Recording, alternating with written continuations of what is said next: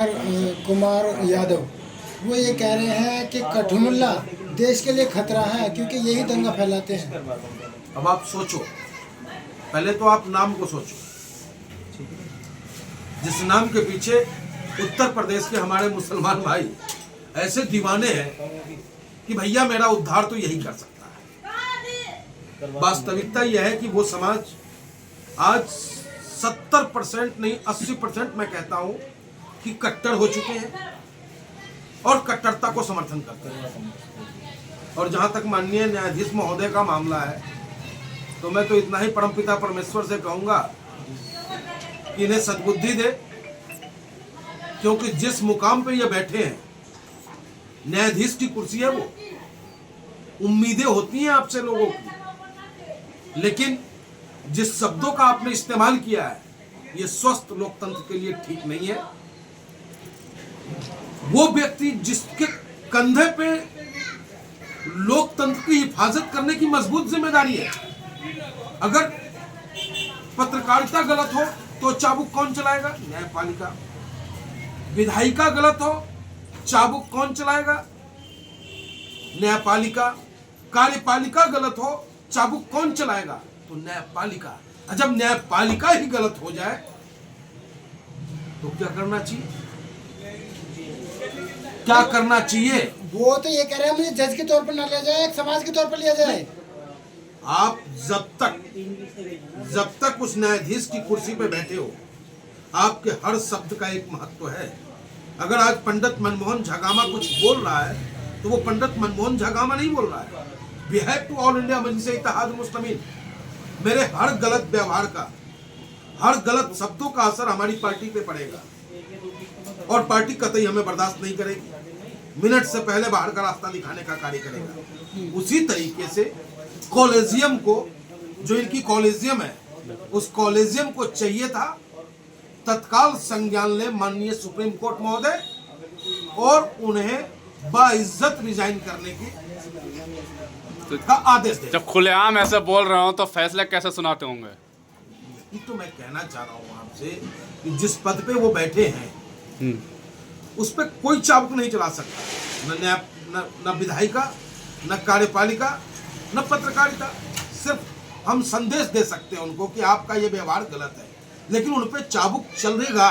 लोकतंत्र है। बाबा साहब भीमराव अम्बेडकर जी ने जो संविधान दिया है ना, में इस संविधान में एक बहुत बड़ा ताकत मिला है कि हर किसी पे एक अंकुश है और वो अंकुश कॉलेजियम है। तो माननीय सुप्रीम कोर्ट को स्वतः संज्ञान लेते हुए माननीय यादव जी को कह देना चाहिए कि आप रिजाइन दे दें, या तो भाजपा ज्वाइन कर ले या विश्व हिंदू परिषद ज्वाइन कर ले, जहां जाना है वहां चले जाए, फिर राजनीति के तहत उनसे मुकाबला होगा। लेकिन अभी जो शब्दों की मर्यादा की प्रकाष्ठा को जो हम पार नहीं कर पा रहे हैं, वो बीच में आ रहा है माननीय न्यायाधीश की कुर्सी। अगर ये विश्व हिंदू परिषद के मंच से बोले और विश्व हिंदू परिषद के कार्यकर्ता बन के बोलते हैं तो इन्हें ऑल इंडिया मजलिस इत्तेहाद मुस्लिमीन का ये पंडित मजबूती के साथ करारा जवाब देने का काम करेगा। लेकिन ये बताइए, ये आप लोगों की तो बात कर रहे हैं, बहुसंख्यकों की मजबूत करने की बात कर रहे हैं, जो आप लोग चाहेंगे वही होगा देश में। बहुसंख्यक किसे कहते हैं? बहुसंख्यक की नहीं, हिंदुओं की बात कर रहे थे। बहुसंख्यक की परिभाषा क्या है? क्या किसी जिसकी संख्या ज्यादा हो? बैगन ज्यादा हो, आलू कम हो, तो क्या उसका मेजर नहीं बनता है? अगर आलू बैगन आपको बनाना है तो आलू भी चाहिए, बैगन भी चाहिए ना। लेकिन जिन शब्दों का इन्होंने इस्तेमाल किया, मैं बार बार आपसे कह रहा हूं कि अगर ये उस कुर्सी पे नहीं होते तो आज उनको करारा जवाब मिलता।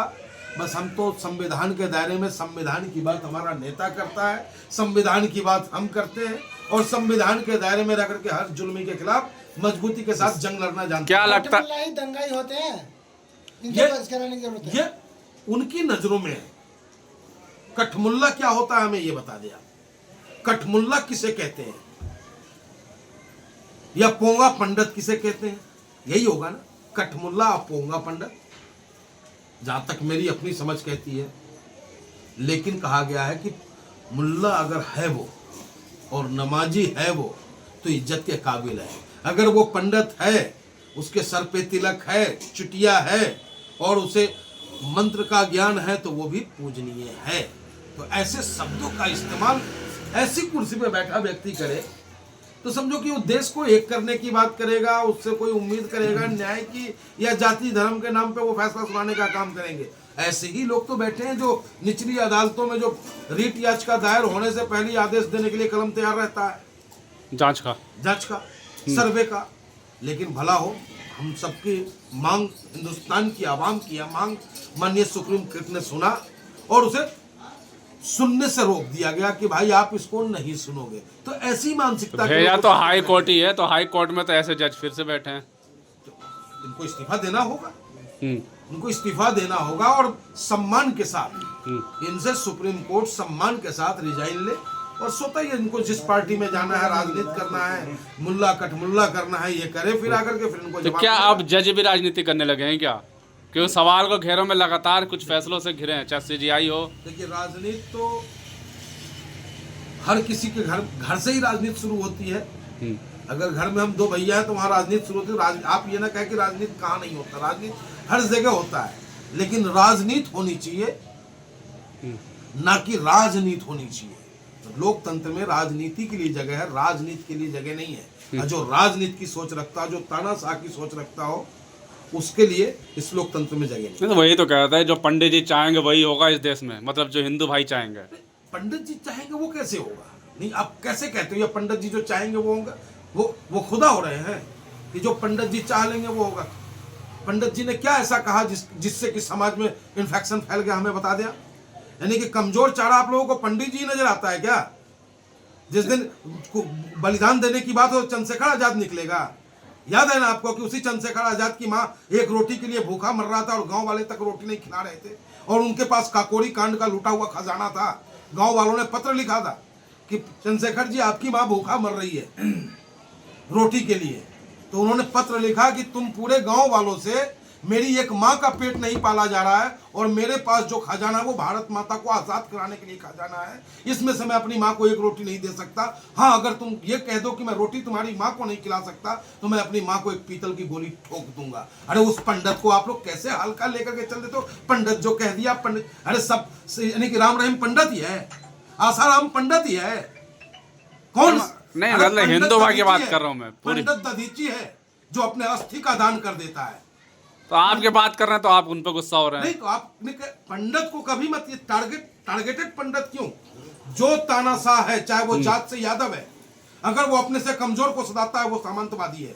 अगर जाट से वो जाटव है, जाति से अगर वो जाटव है और ताकतवर है और अपने से कमजोर जाटव को सता रहा है, वो तानाशाह है, वो सामंतवादी है।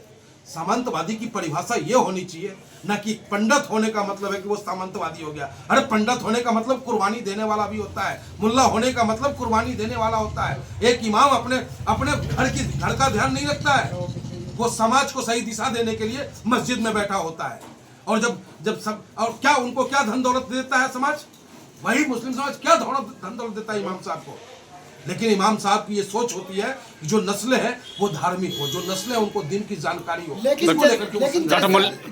जैसा आप तो ये बोल रहे हैं कि जो बहुसंख्यक है वो उनके कहने पर कोर्ट चलेगा और ये कानून है, तो क्या गलत कह दिया उन्होंने? कह रहे हो आप, क्यों नहीं गलत कहा उन्होंने? इस शब्दों का इस लोकतंत्र में कहीं जगह है ही नहीं जिन शब्दों का उन्होंने इस्तेमाल किया है। क्या ये सीरिया हो रहा है,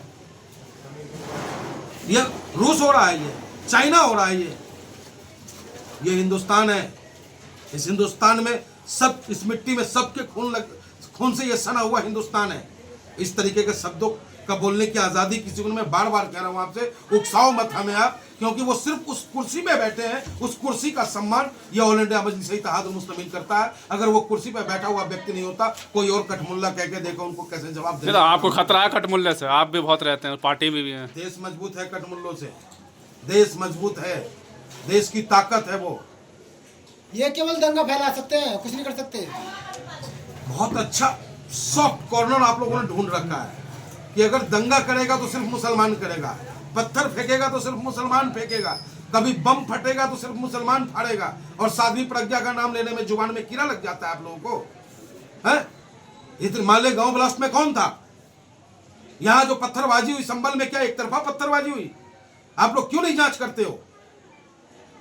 आप लोगों की महत्वपूर्ण जिम्मेदारी है महोदय, लेकिन विडंबना है कि मीडिया जो है आज सिर्फ सरकार की अच्छाई दिखाना चाहती है, सरकार की बुराई नहीं दिखाना चाहती है। क्या लगता है सीजीआई कार्रवाई करेंगे उस पर, मांग करते हैं कि आप? 100% कार्रवाई होगी, मैं आपको आश्वस्त करता हूं। और क्योंकि न्यायपालिका जिंदा है, ऐसे लोगों को बर्दाश्त नहीं किया जाए, चाहे भ्रष्ट कोई भी हो। जिस तरीके से मैं अपनी पार्टी में कोई गलत शब्दों का इस्तेमाल करूं, मेरा आचरण गलत हो जाए, तो हमारे प्रदेश के अध्यक्ष शौकत साहब, हमारे राष्ट्रीय अध्यक्ष स्वतः ही पार्टी से बाहर करने का काम करेंगे, किसी से आदेश नहीं लेंगे। उसी तरीके से माननीय न्यायालय भी कॉलेजियम जो उनका अपना व्यवस्था है, उनके इन शब्दों को संज्ञान लेते हुए उन्हें रिजाइन करने में मजबूर होना क्या ऐसे पदों बैठे लोगों को भी जातिवाद या फिर नफरत कुछ नजर आने लगी है क्या?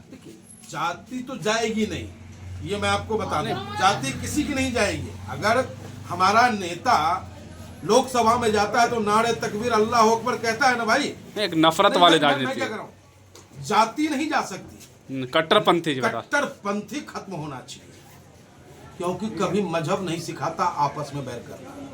कहते हैं पढ़ लेकिन ये लोग जो है, ये पढ़े लिखे जो है तेजाब हैं, जो समाज को खत्म करने का प्रयास कर रहे हैं। और ऐसे तेजाबों से हमें और आपको सावधान होने की जरूरत है। अरे भैया, चोर क्या है, हीरा का चोर, उस पर भी धारा लगेगा 420, और जो हीरा का चोरी करेगा उस पर भी धारा लगेगा 420। और हीरा का चोरी कौन करेगा? जो ज्यादा पढ़ा लिखा होगा।